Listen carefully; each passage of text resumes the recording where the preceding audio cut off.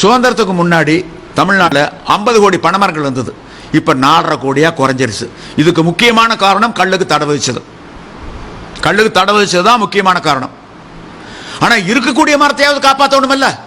இங்கே கல்லை டப்பாக்கல்ல அடைக்கிறாங்க, பதப்படுத்தி 2 ஆண்டுகள் கெடாத விதத்தில் பதப்படுத்தி பல நாடுகளுக்கு ஏற்றுமதி பண்ணுறாங்க, அந்நிய செலாவணி கேட்டுறாங்க.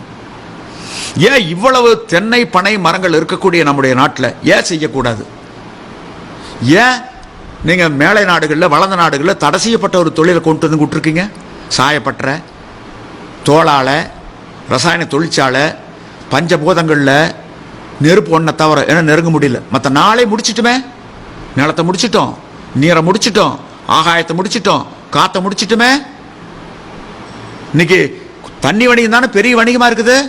25 ஆண்டுகளுக்கு முன்னாடி யாரும் தண்ணி காசு கொடுத்து வாங்கி குடிக்கலையே.